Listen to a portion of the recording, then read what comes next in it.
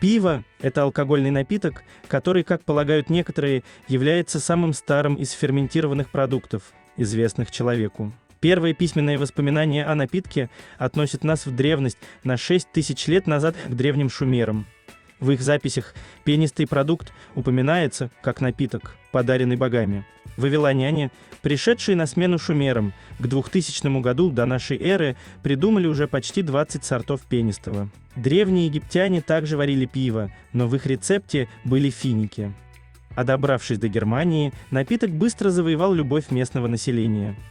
Так началась эпоха немецкого пивоварения. Местные пивовары еще в средние века разработали правила изготовления напитка, которые после были оценены и приняты всей Европой. И в 1516 году утвердили стандартный набор ингредиентов, который послужил базой для всех сортов пенистого. Рецепт янтарного напитка образца XVI века состоял из воды, хмеля, солода, ячменя, пшеницы и дрожжей. Приготовление пива – один из самых сложных технологических процессов в пищевой промышленности.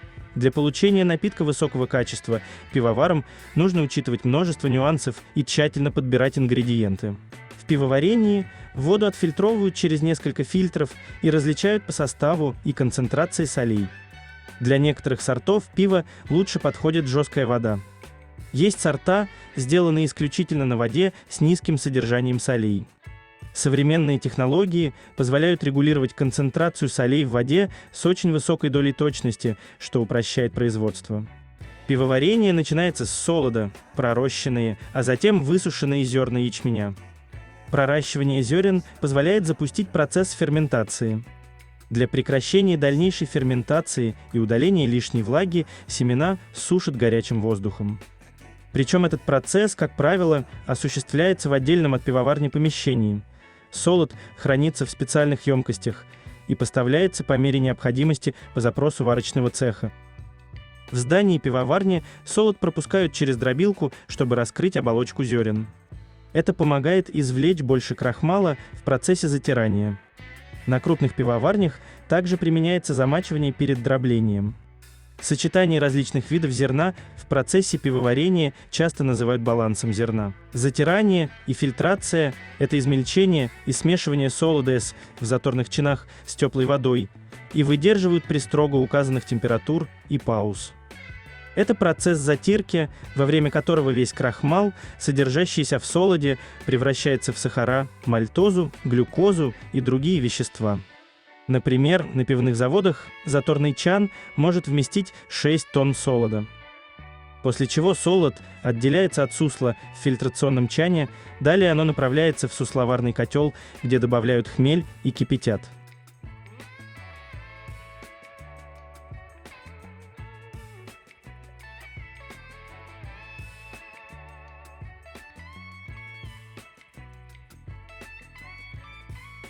Обычно используют гранулированный хмель. Во время кипячения с сусла испаряются лишние ароматические соединения. Оставшиеся белки в сусле сворачиваются, горькие вещества и ароматические масла хмеля переходят в сусло. А затем в специальном чане, вирпуле, сусло осветляется, чтобы пойти дальше максимально чистым. Это финальный этап, который происходит в горячем блоке. После этого сусло охлаждают до температуры, которая нравится дрожжам, и дальше в игру вступают именно они – брожение и созревание. В самом начале пивные дрожжи находятся в малой пробирке. В лаборатории в эту пробирку добавляют стерильное пивное сусло, обогащенное кислородом. Дрожжам настолько нравится такая атмосфера, что они беззаботно потребляют сахара, сусла и размножаются. Собственно, так начинается процесс пропагации. Умножение дрожжей полностью предсказуемым и легко контролируемым. У каждого сорта пива процесс брожения происходит по-разному. От 7 дней, затем еще 3 суток оно постепенно охлаждается и еще минимум 7 дней созревает. То есть изначально от производства и до момента, когда его можно употреблять, проходит не менее 17 суток.